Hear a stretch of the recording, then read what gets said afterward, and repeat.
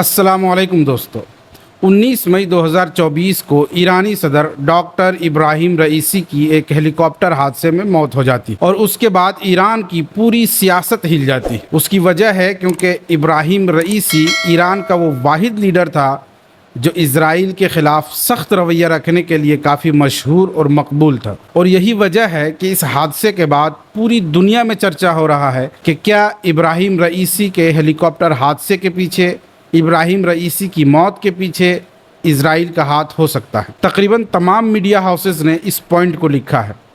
ये times of India ने लिखा, ये मिंट ने लिखा और ये इसने भी लिखा।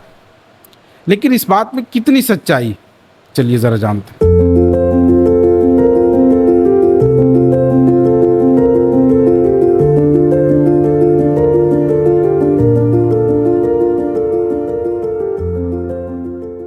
आज की इस वीडियो में मैं 2 पॉइंट्स को हाईलाइट्स करते हुए बात करूंगा। नंबर 1, इब्राहिम रईसी का रवैया इजराइल के साथ कितना सख्त था, और दूसरा कि इस सख्त रवैये की वजह से जो ये कहा जा रहा है कि इब्राहिम रईसी की मौत के पीछे इजराइल का हाथ है, उसमें कितनी सच्चाई। 19 मई 2024 को जब सदर इब्राहिम रईसी की मौत हुई तो पूरा ईरान गम में डूब गया, क्योंकि इब्राहिम रईसी जैसा लीडर ईरान को बहुत दिनों के बाद देखने को मिला था।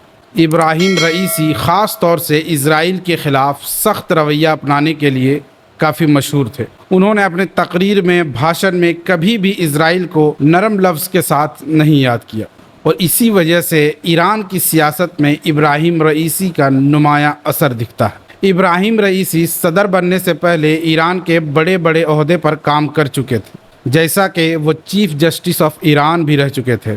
और इब्राहिम रईसी 2021 में ईरान के 8वें प्रेसिडेंट मुंतखब हुए, और जब से वो सदर बने डे 1 से, तब से उनका रवैया इजराइल के ख़िलाफ़ काफ़ी सख्त था।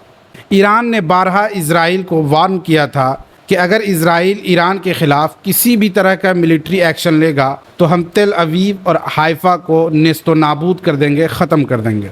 इसी तरह जब कुछ महीने पहले इजराइल ने इस्फहान पर हमला किया, तब भी ईरान ने इजराइल को धमकी दी थी कि अगर इजराइल ईरानी टेरिटरी पर हमला करेगा तो इसका नतीजा सहयूनी हुकूमत का ख़ात्मा होगा।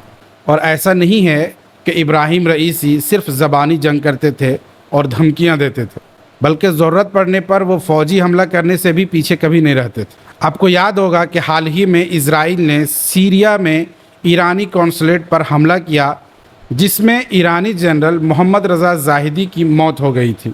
और फिर अपने जनरल की मौत का बदला लेते हुए इब्राहिम रईसी ने इजराइल पर 300 से ज़्यादा ड्रोन हमले किए।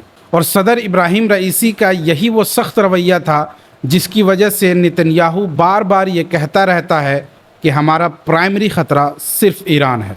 इजराइल और ईरान के इसी सख्त रवैयों की वजह से बहुत सारे लोग ये कह रहे हैं और लिख रहे हैं कि इब्राहिम रईसी के हेलीकॉप्टर क्रैश के पीछे इजराइल का हाथ हो सकता है।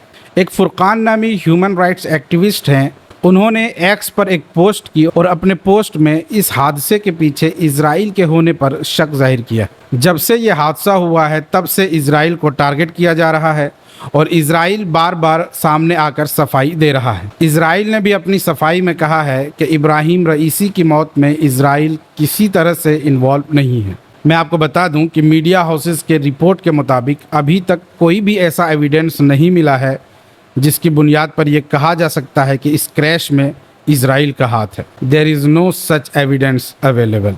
अब देखने वाली बात यह होगी कि हमास और हिजबुल्लाह, जिसके बारे में ये कहा जाता है कि ईरान हमेशा इन दोनों को सपोर्ट करता है, अब जबकि इब्राहिम रईसी की मौत हो चुकी है तो क्या हमास कमज़ोर पड़ जाएगा और इजराइल के सामने हथियार डाल देगा, या फिर इसी बहादुरी से इजराइल का मुकाबला करता रहेगा? इसके बारे में आप क्या सोचते हैं? इस हादसे के पीछे इजराइल का हाथ हो सकता है या नहीं? कमेंट करके ज़रूर बताइएगा। बहुत बहुत शुक्रिया।